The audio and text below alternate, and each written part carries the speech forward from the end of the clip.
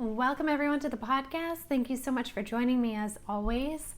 I really look forward to sharing these messages today with all of you. And the reason why is it came from my spirit guides at a request from the collective, but the collective of those that have passed on already.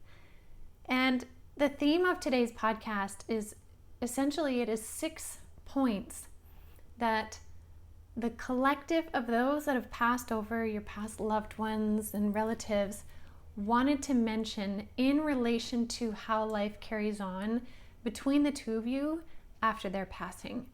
So these are 6 points that they brought up with me this morning. It was really quite beautiful as they were bringing the messages through.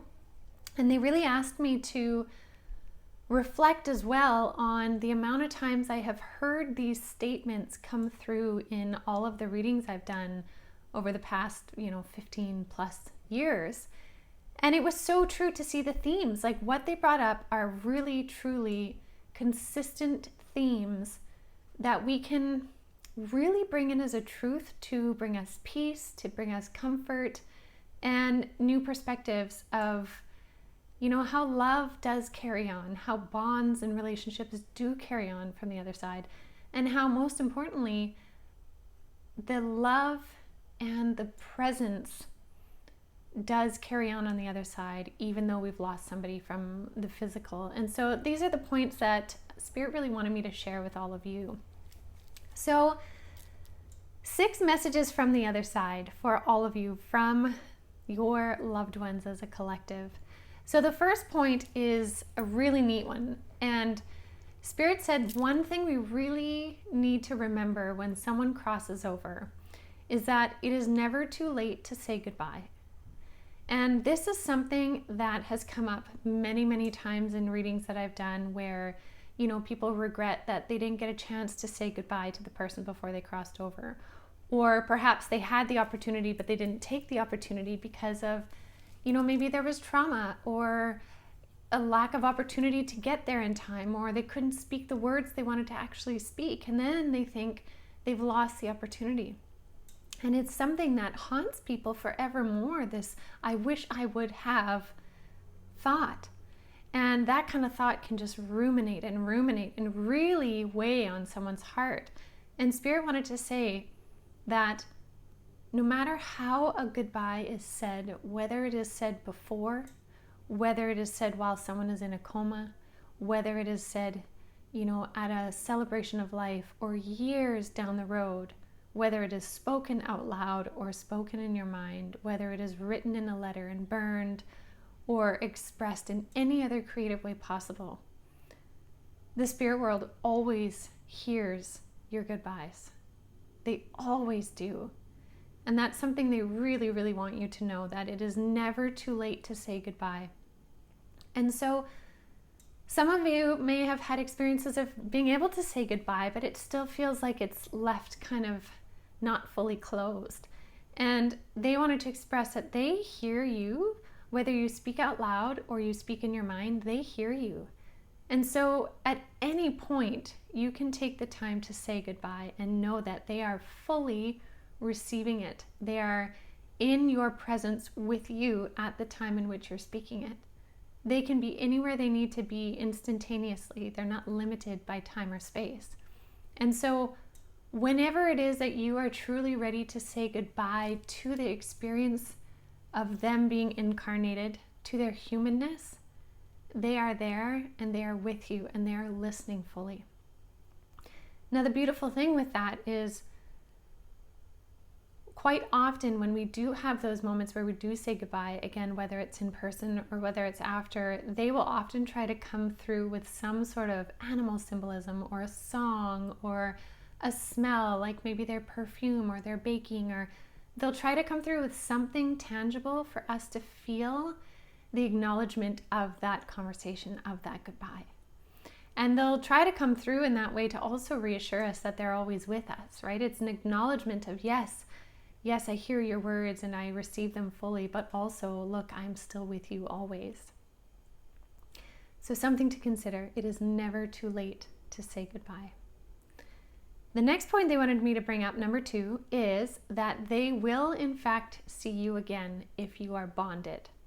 Now, the reason why I added the concept of if you are bonded is because there are sometimes in some lifetimes where people have certain connections in which they really do not wish to see them ever again. Maybe the karmic contract is over. Maybe there was really significant pain. If there isn't a bond in harmony, even a higher level harmony, meaning like a greater perspective at play, you will not need to see their soul energy again.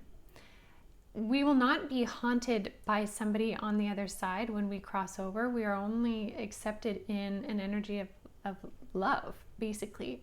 And the souls that are there greeting us are always showing up in that energy of love. And so that's a perspective to keep in mind if there was some kind of darkness or disharmony between you and somebody else. They will not be bombarding you on the other side when it is your turn. However, if you were bonded in any way, whether friendship, relationship, romantic partnership, deep trust, family member, mentor, anything like that, you will see them again on the other side. And I can absolutely vouch for this validity, not simply by the readings that I've done, but when I had my near-death experience, the amount of beautiful souls that I saw from this lifetime, but as well as other lifetimes before, that came to greet me when I was over on the other side was unbelievable. And that, gosh, even when I talk about it right now, I still feel the magnitude of how impactful that was and how absolutely beautiful it was that they show up to welcome you back. And I remember seeing all these different souls, and some that I knew right away from this life, and like I said, some from other lifetimes. But the key was each soul that I connected with was like we picked up right where we left off. It was like, oh my gosh, how are you? What have you been doing since that last lifetime? What's inspiring you now? And it just was this beautiful reconnection, and it transcends time as we know it. And so that's something they really wanted to reassure you with, because from the human perspective, we lose somebody, we lose the physical sense of that person, right? We can't hug them anymore the same. We can't touch them. We can't see them in the same way. And so there is a huge loss, no matter how spiritual and how connected we are. And even as a medium, yes, I can see people after they cross over, but it is still different. It's not that physical person I can touch, I can hug, I can, goof around with and make jokes and hear their laughter in the human form. And so there is that loss, but there's a big comfort in the fact that we will see them again. We do see them again. I have experienced it. So that is something they really wanted to reassure you that yes, in fact, you will see them again when you cross over. And, if there was even any disharmony, say you're still struggling with the fact you didn't get to say goodbye, or maybe there was miscommunication towards the end, they are still going to show up with the absolute most love and acceptance and open-hearted energy for you when you cross over. Because one of the things that is really released is kind of human baggage, emotional baggage when they cross over. So you can trust that that reconnection will be one that is in just such beautiful harmony. Now, the third point they wanted me to mention is they want you to live fully while you are here. I have not come across a spirit in any of my readings, and I have seen all kinds of spirits, from jokesters to absolute romantics to some spirits that were like, listen, when I was incarnated, I was not a nice person. I was manipulative. I was, I had no compassion, this and this and this. But when they are on the other side and they connect back into that wholeness, they all say that they want those that are still here to live fully. Because one of the things that they get from their perspective is the appreciation for the value of a human life, the absolute value of what we gain in being fully present in this human life. And so they want nothing more than for us to continue living, continue growing and experiencing. And that doesn't just mean in our own lives of, what we do and how we grow, but even in who we connect with. And it is so common in relationships where someone loses a spouse or a boyfriend or girlfriend, a significant partner. They feel that they can't go on, and they feel a guilt that they couldn't possibly carry on. And the spirit side always wants us to carry on in whatever that would look like for us to live fully. And I have spoken to some people who have lost the significant other, and they feel so incredibly fulfilled from the love that they had in their lifetime. They have no yearning to find another love, but they are living full lives, and that is completely okay. And there are others who had an amazing love in their lifetime, but they still desire to keep growing in that and experiencing it with somebody else. And it is supported by the other side. Because again, once you're standing in that perspective of having crossed over and recognizing the magnitude of what a human life offers, they want nothing more than to support us in moving forward in that growth. So they really want us to always live fully, even without them being there. Now, point number 4 is that they still feel your love. They really do. Anytime you think of them, you think of memories where they, did something special, or together you guys did something goofy or silly or funny or, oh my goodness, magnificent or groundbreaking, whatever it is. When you connect into those memories and that feeling, that heartfelt energy, they feel it always. They always do. And in fact, that energy often draws them near you. And it's quite beautiful because energy speaks so much within that realm that sometimes when you're having those moments where you're recalling a certain memory or something, you may in fact feel their presence more strongly, or like I said, hear a certain song on the radio at the perfect time, or smell maybe their cologne, or if they're into woodworking, you smell, wood smells in like a workshop, or whatever it may be. They still feel your love, and they still wish to interact with you in whichever way they can to show you also the value of your presence in their lifetime, and that they're not just crossing over to the other side and high-fiving the angels and guides on the other side and saying see you later, right? Nuts to all you guys left here on earth. It's not like that at all. They still absolutely feel your love, and they love when people gather and share stories of them and share memories. And they often show me, I've had quite a few spirits show me, and I don't mention this in a way that you have to do this, but the example of set a place at the table for me because I'll be there at like Christmas or Thanksgiving kind of thing. And they do, they show up and they tell me about it, the spirits do. And it's so interesting because they love that energy when it comes through in such a beautiful way like that. So to celebrate them, they feel it. To talk about stories about them, to joke about things that came up, to cry, to smile, to reminisce, to talk to them and tell them about your day, even while you're, say, driving home from work and say your dad passed away and you're like, Dad, gosh, today was the craziest day. This is what happened. And you tell them the story. They are with you in that. They feel it and they're present with you. So it's something to be said for continuing your conversation with them the same way in which you would a spirit guide. They definitely hear you, and they love that you continue to share things with them if, again, that feels right for you. Now, this kind of leads me into the next point, number 5, is I hear this often, is that they wish you could see them the way they see you, but they know that you can feel them. And so what this means is this is the one thing that I often get from spirit, and it's not in the form of a regret per se, but maybe a limitation from their side if they were to try and explain it, is they've crossed over, they feel whole and complete. They understand the magnitude of a life journey and where they're at. They see the bigger picture. They've come to peace with all of it. They understand it, and they love you, and they hold space for you, and they want you to live fully. They also have the ability to be right next to you and to see it and to feel it. They can't touch you in the same way that they could when they were embodied. And sometimes they do miss that. They miss the physicality of that, especially sometimes in some really beautiful, loving relationships that I've come across in my readings where, they always held hands, they always sat beside each other, and, they were married for 60 some years and they always went to bed holding hands at night, like that kind of thing. Sometimes they'll talk about how they miss the humanness of touching them and holding them. But more importantly is like I said, they will sit next to you. If you're driving, like I mentioned before, they will be in the passenger seat talking to you, talking back, although you can't hear them. And sometimes they wish for those days when you could hear them, when they were embodied. But what they said is what they try to do in those moments is bring in an experience of you feeling their presence somehow. And sometimes that comes in as like, a cool breeze, or sometimes it feels like a warm hug, or this energy just washes through your body. And you just feel them and you're like, I swear they were in my car with me. I swear it. Whenever you have those feelings, it's valid. You did feel it. You did feel that.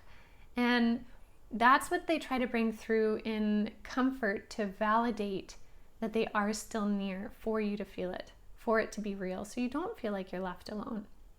Because that is one of the plights, I guess I could say, as well as the bonuses on the other side of being human, is that feeling of separateness, that feeling of alone. And the reason why I say it's a plight is because we feel alone, which leads to feelings of abandonment in general, right? Like, why are we just left alone here and it's hard to communicate with spirit?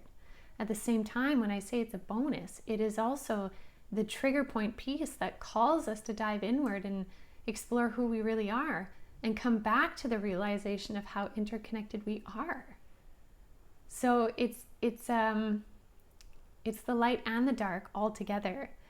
And so that is one thing that they do really miss. And that's also why sometimes they're reminding me right now, people who've had this really close romantic connection often will say they still feel their partner when they go to bed. They still feel them beside them, or they feel their arms wrapped around them, things like that. And that is when spirit will do their best to show you in the easiest way possible, which is through feel, that they are near.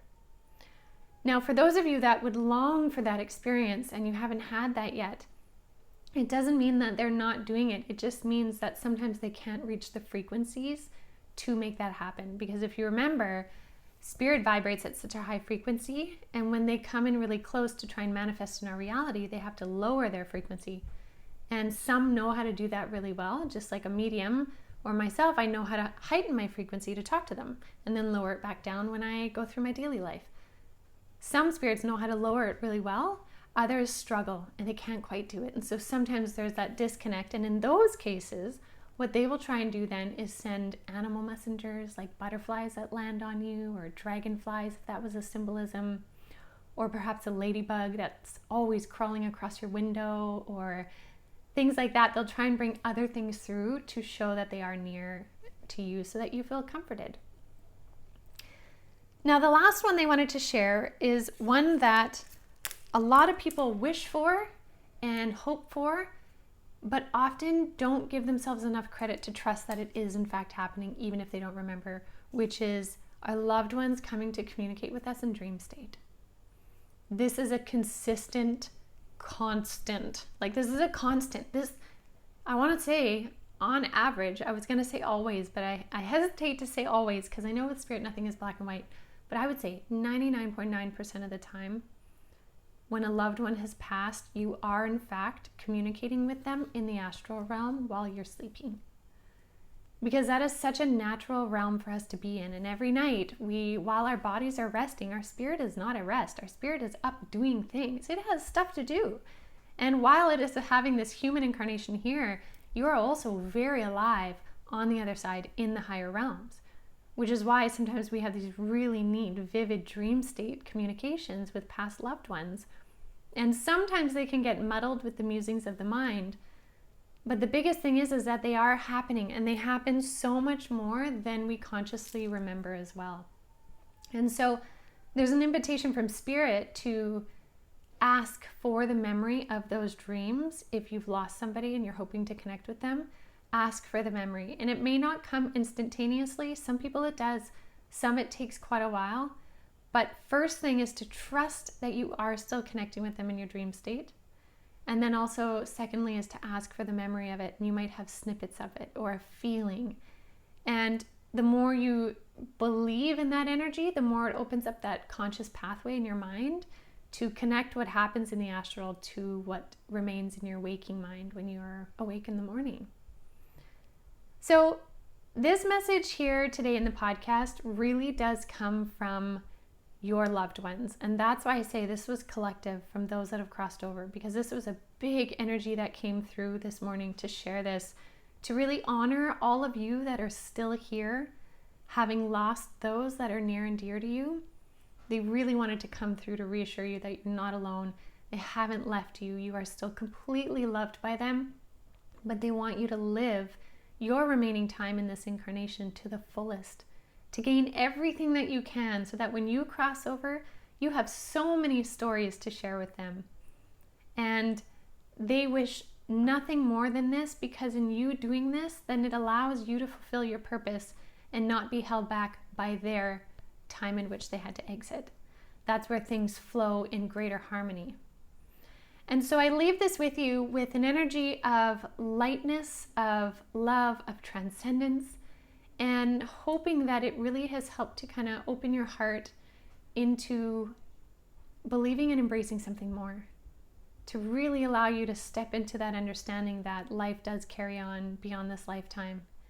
And in essence, there is no such thing as death. There is simply transition or transformation into another form. And although it is sad when we lose those that were once incarnated here, we will, in fact, see them again. So I'll leave that all with you. Thank you so much, as always, for joining me. I hope you enjoy this. Please do share with anyone that may be really suffering right now. I mean, death is something none of us are going to be able to get away from. It will touch each and every one of us at some point. And so the more we can talk about it and embrace it and lean on each other and share stories and connect with our loved ones, the more we can try to find some peace in moving forward and embrace the cycles of life. So I will leave that with you all. I wish you a wonderful week, and I will see you all next week.